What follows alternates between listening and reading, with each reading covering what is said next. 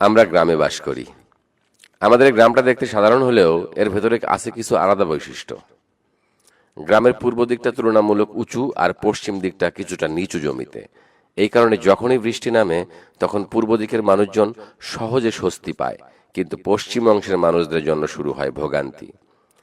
যতটুকু বৃষ্টি হোক না কেন পূর্ব দিকে পানি জমে না, বরং মুহূর্তেই তা নেমে যায় নিচের দিকে। অথচ পশ্চিম অংশে সামান্য বৃষ্টি হলেই পানি জমতে শুরু করে। একটুখানি টিপ টিপ বৃষ্টি হলেও খুব একটা সমস্যা হয় না, কিন্তু 3 থেকে 4 ঘন্টা ঝুম বৃষ্টি হলে সেই নিচু অংশ একেবারে পানিতে তলিয়ে যায়। গ্রামের পশ্চিম প্রান্তের রাস্তাগুলো তখন নদীর মতো হয়ে যায়।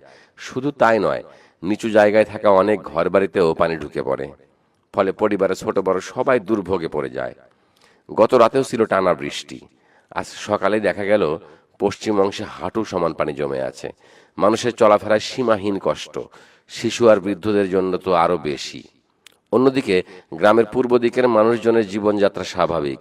তাদের রাস্তাঘাট শুকনো, বাড়িঘরে কোনো পানি ঢোকার আশঙ্কা নেই। ফলে তারা বৃষ্টিকে উপভোগ করতে পারে আনন্দের সঙ্গে। আজ আমি সেই দুই রকম দৃশ্য ক্যামেরায় ধারণ করেছি। পূর্ব অংশ থেকে হেঁটে পশ্চিম দিকে যাওয়া মাত্রই চোখে পড়ে ভিন্ন এক চিত্র। কোথাও শুকনো রাস্তা, আবার কোথাও হাঁটু সমান পানিতে ডোবা পথ। একই গ্রামের মানুষ, অথচ জীবনযাপনের কতটা বৈপরীত্য। তবে আশার কথা হলো, বৃষ্টি যদি থেমে যায় আর 2-3 দিন সূর্য ওঠে, তাহলে পশ্চিম অংশের রাস্তার পানি ধীরে ধীরে নেমে যায়। কিন্তু যেসব পরিবারের ঘর একেবারে নিচু জায়গায়, তাদের দুর্ভোগ দীর্ঘস্থায়ী হয় আরো কয়েকদিন। এই হলো আমাদের গ্রামের চিত্র।